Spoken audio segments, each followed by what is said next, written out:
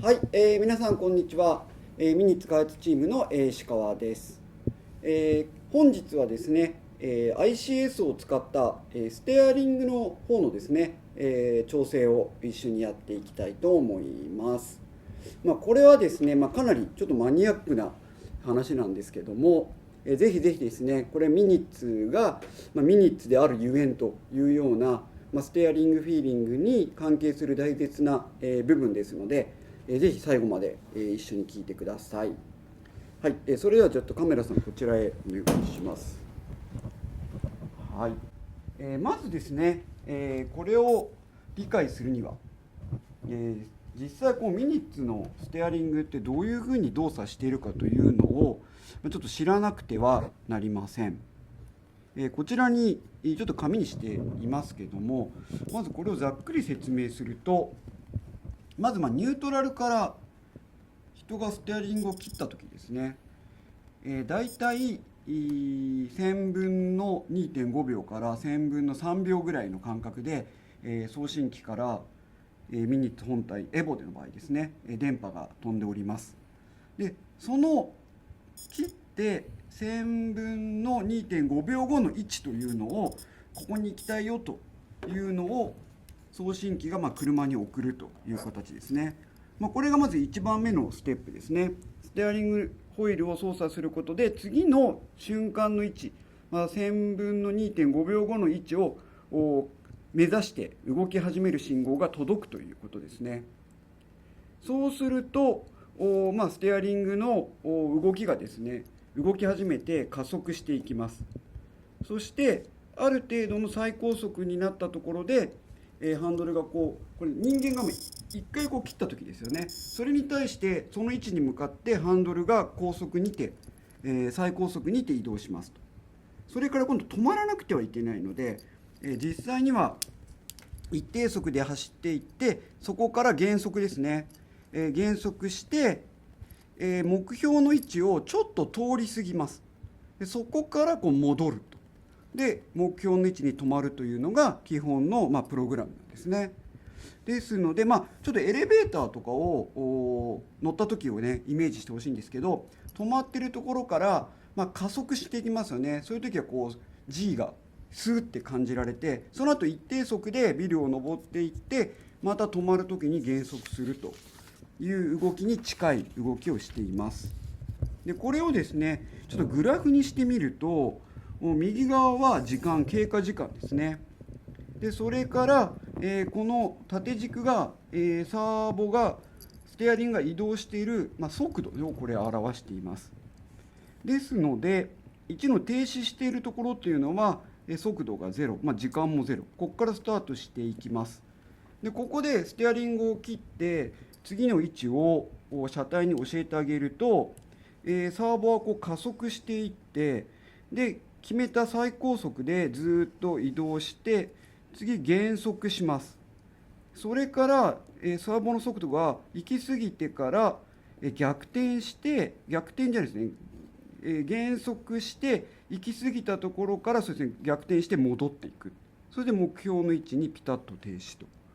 いう、これが実は行われているんですけど、ただ人間が常にですね切って次の動作0.1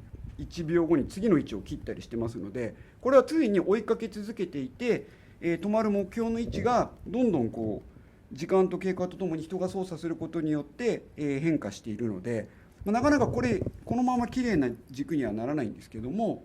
人間動作に合わせて常に目標位置の設定が変わって、それに合わせてサーボが常に追いかけていっているという制御になります。はい、ではこれをICS のソフトで見るとどこに現れているのかというので、今日これとのですね合わせ技になります。じゃあちょっと今度パソコンの方の画面を見てください。はい、まずここの、今日はですね MR03 エボの ICS マネージャーを立ち上げています。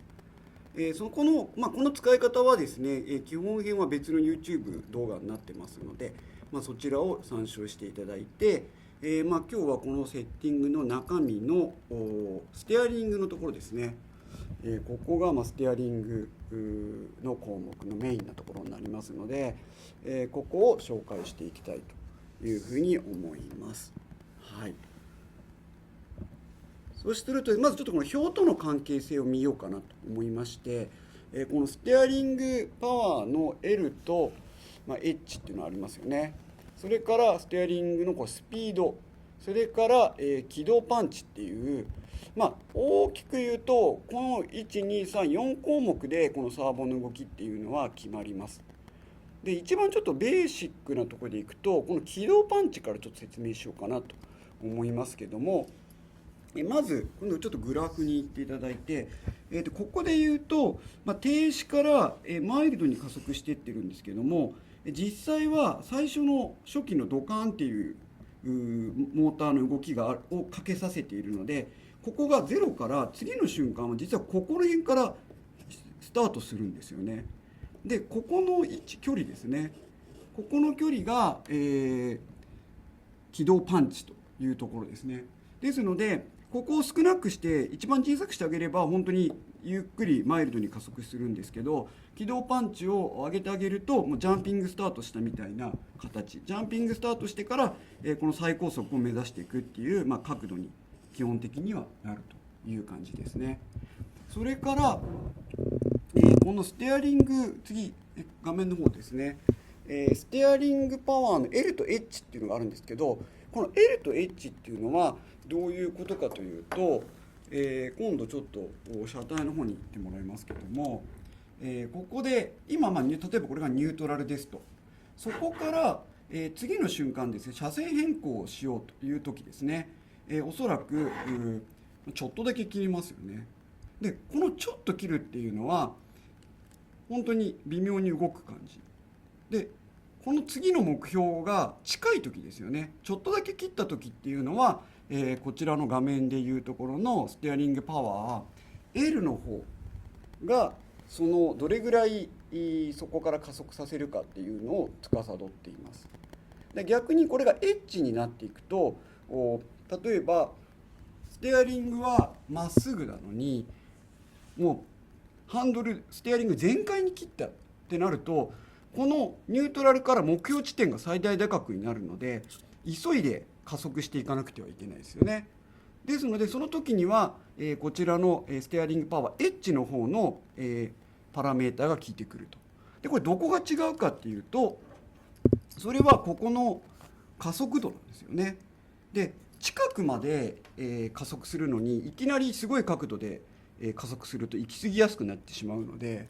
近いところっていうのはこの加速が、滑らかな加速をしていきます。で逆に目標地点が遠い時ですね、この時はこのがシャープに立ち上がって、早く最高速度に達するため、ここの角度ですね、これが、このステアリングパワー L とステアリングパワー H の違いなんですね。でそれからこの最高速度、ここっていうのがこのグラフでいうところのこのステアリング動作スピード、これが最高速を表しています。ですのでそれを場所っていうのはグラフで見るとこの高さですよね。これをファーストにしてあげると非常に高速高い位置に行きます。なので最高速決まって次はこれをどの角度で立ち上げていくかということですよね。なのでステアリングパワー H っていうのはこのなるべく早く最高速に達する。そしてステアリングパワーが L っていうのは滑らかに最高速に向かって加速していくっていう、そこの値を調整しているという形になります。でこれをですね実際に体感していただくのは、走らせながらやればもちろん体感できるんですけれども、ちょっとベンチ上ですね、机の上で体感どうやったらできるかっていうのをちょっとやってみたいと思います。で、まずは最高速ですよね。これって結構実は分かりやすくて、ICS に接続します。はい、ちょっと今パソコンが寝ちゃった。で電源を入れて、はい、で今ですね、逆にこのですね動作スピードをスローにしてみたいと思うんですけど、これ結構分かりやすいんですね。でスローに今ちょっとしてみました。はい、ピン合ってるかな。はい、でこれ書き込んでみます。はい、書き込み完了しています。はい、そしたら電源切って、はい、で電源入れて、はい、そうするともうこんなに遅いんですね。これって全体の動作が遅くなっているように感じるんですけど、実際はこの最高速がすごい低くなっていて、ここの傾き自体っていうのは実は変わってない形なんですね。もう最高速が遅いともう到達時間が遅くなるという形です。でこれちょっと一回早くしてみましょう。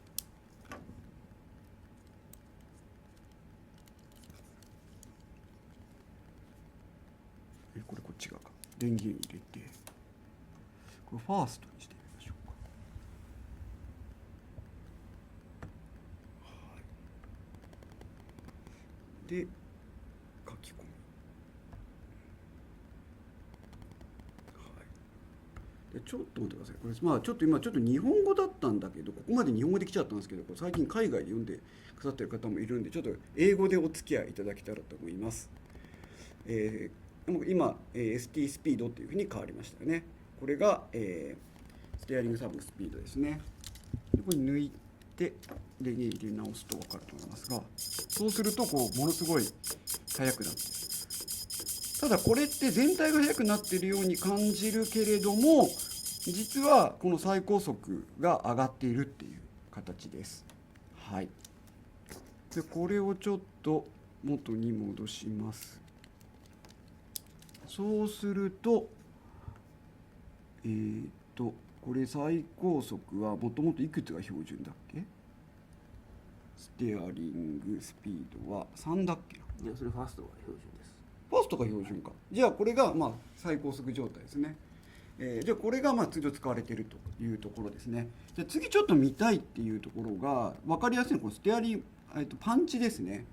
これをちょっとゼロにしてみたいと思います。はい。ちょっとゼロにして、書き込んでみます。はい。そうすると、ごめん、これ書き込まれてないかも今。電源切ってた。もう一回いきます。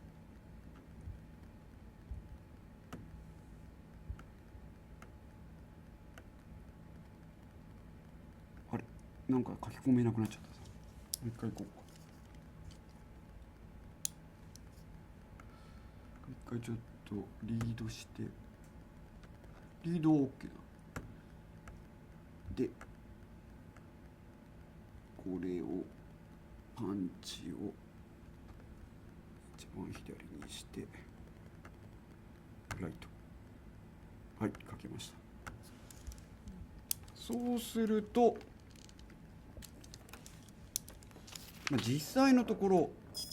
見た目ではこれほぼよくわかんないです、実は。でも違いが分かるのは、これこうやって置いてもらうのが多分いいかなと思うので、ちょっとカメラこの辺で見てほしいんですけど、このステアリングも一緒に入るかな。この辺入りますね。これちょっとだけこう切ってもらうと、この辺ですね、もう全然ステアリングサーブのトルクが出てないとこですね。この初期のこの動き、はい、ここのトルクが出ないっていうのがこのステアリングパンチを1にした時ですね。でこれちょっと今度上げてみたいと思います。はい、もう一回入れてステアリングのパンチをちゃんと20にしてライトします。はい、そうするとダメなんだよな。なんか今日はちょっと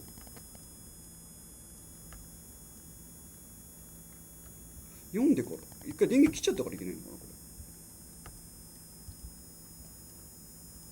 れ。俺線が抜けて、線刺してなかったです。失礼いたしました。これじゃあかける。で20でライト。はい。で今度これでもう一回やってみると、つきますよね。ちょっとモジュールが緩くなっちゃう。はい、ちょっと外れます。こういう感じで初期の動き出しがさっきよりあります。ここの、そうですね、この辺が全然持ち上がるようになっていると思います。ここがステアリングパンチですね。はい。これ結構分かりやすいので、ぜひやってみていただきたいです。で、ちょっとこの紙に戻ってもらっていいですか。で今っていうのは、ここの出足の立ち上がり、モーターがドンって動くときですね、ステアリングモーター。これを調整しているという形です。はい、じゃあもう一個ちょっと見てみたいと思います。次は、ステアリングパンチはちょっと元に今戻しましょうと。はい。そして逆に今度は、分かりやすいのは次はここのローですね。ST パワーをこれを1にして弱くしてみたいと思います。はい。でこれで線刺して、なかなかね線刺さなきゃいけないんであれなんですけど、ライト。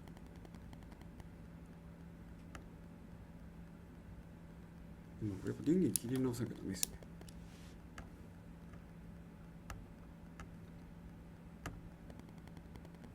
はい、かけました。そうするとこれをまた抜いて、これもちょっと同じように見ていただきたいんですけど、はい、そうするとこれもかなりここすごいスカスカになってるんですね。このち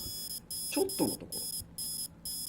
はい、スカスカになっています。でこれがそうだ、大事なことをちょっと説明し忘れましたけども、この初期反応っていうのは、例えばこのハイエンドプロポだったらステアリングカーブをプラスに入れるとか、そういうことで初期反応って上げれるじゃないですか。じゃあ何が違うかっていうと、車体側でしかできないことっていうのは、こういうふうに外力ですよね。外力が入った時にどれだけそれに対抗するかっていうことなんで、ステアリングをこうちょっと切るっていう動作と、外側から、ステアリングを動かそうとする力が入った時っていうのは、両方ともこれだったらちょっとの力が入った時はこの ST パワーローが効いてくるというところなんですね。なので送信機からの信号を増やせばもちろん初期トルクって上げれるんですけど、外からの外力に対する反応っていうのはもう ICS でしかできない。ここがちょっと一番大きな違いとなります。はい。でこれじゃあちょっとステアリングパワーをローだったのをじゃあ強くするとどうなるのかというところですね。書いて、今度はこのローをここですね、5にして書いてみたいと思います。はい、書けました。でこれも電源切って抜いて入れて、またちょっと同じように横から見ていただくと、今度はこうですね、こういう感じで切ったら初期でかなり持ち上がるようになってますね。でこの辺って車線変更で使うところなので、ビクビクだなっていう時はこの辺のステアリングパワーローが効いてくるところですね。で逆にこうギューって切り出してこの辺で、ステアリング今の、ゼロから、これゆっくりいくとずっと実はステアリングパワーのローが効いちゃうんですけど、ドカンって切った時ですよね。こういう激しい目標を与えた時っていうのはステアリングパワーのエッジが効いてくるっていう形です。だから本当にこうやってマイルドに切られる方は、ほぼほぼステアリングパワーエッジの領域で使ってるということですね。はい。ここがほぼ要かなと今日は思っております。で残りも項目もね少し説明したいと思うんですけど、ちょっとパソコンの方で今じゃあステアリングパワー L と、エッジはなかなかちょっとこうベンチ上では体感しにくいです。でステアリングの最高速、それから起動する時のパンチで、このニュートラルっていうのは何かというと、このですね、ちょっと今ステアリングコイル前に入りますけど、この切った時にどこまでこう反応しないかっていうことですよね。で逆にこれも外からこういう力が入ってきた時にどこまで反応しないか。今で言うとこれだとピンアウトかな、これ。はい。こう押していくとここにビーっていうところがサーボが反応しているところですよね。この間に隙間がちょっとある、実際の物理のガタもあるし、そのポテンショメーターが押されてから反応するところですね。ここに今リンクが当たっていて感触があるけど、そこから押した時にどこでサーボが反応し始めるかっていうことですね。これがニュートラルを、狭くするとジーってもう永遠にニュートラルがないって認識しちゃうんで、止まらない感じになります。はい。でこれが、ニュートラルです。広くしてあげるとこれハンチングは減るという形ですね。それからこのダンプリングっていうのが、先ほどのこの紙でいうところの、動きなんですけど、ダンプリングっていうのはこれ今、オーバーにすると行き過ぎる量が多いけど、そこからすごいスピードで戻ってきて、トータル的には目標位置に到達する時間は速い。でスムースってなるとここがなくて、もうこの辺から減速がきちんと減速して行き過ぎないように頑張るっていうのがスムースですね。でミッドっていうのがあるんで、標準ミッドなんですけど、ミッドっていうのはもうできるあんまりオーバーシュートしないっていう、そういう動きになってますので、その辺お好みでいいのかと思います。これも本当にフィーリングなんで、自分のステアリングに合うところを探していただくという形ですね。はい、これがステアリングになります。それからあと便利な機能としてはこのステアリングオフセットですね。これを使ってあげると、この車体側で送信機からニュートラルの信号が来た時に車体のポテンショメーターのニュートラルを微調整してあげる機能ですね。私は今ちょっと右に146でかかっています。右左かな。はい、それから、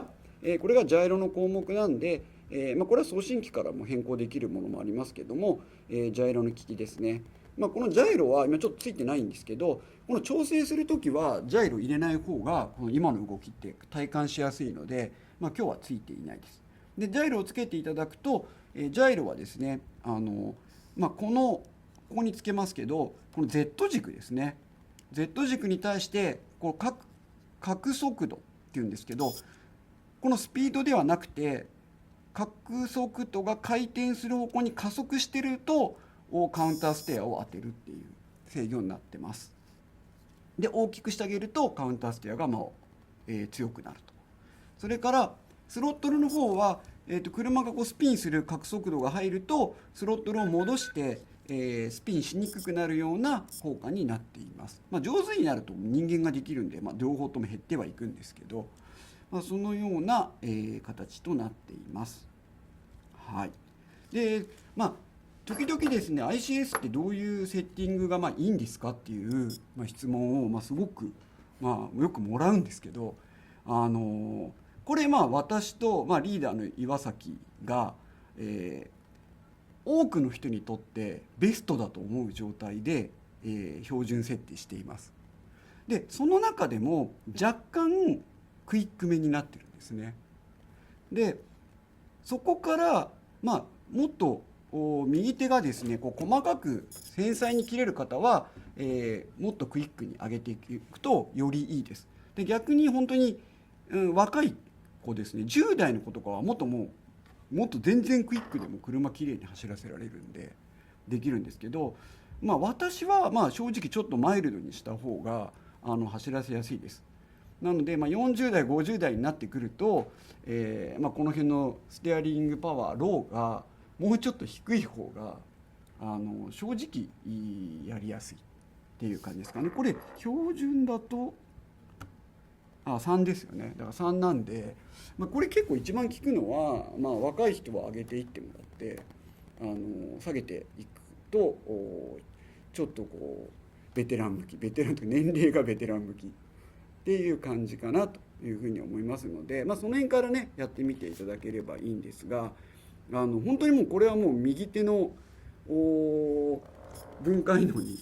よって全くいいとこ違いますので、その辺は試していただけたらと思います。はい、本日はですね、ICS を使った調整のステアリング編ですねお届けしました。ぜひ一個一個ね試して、お楽しみください。ありがとうございました。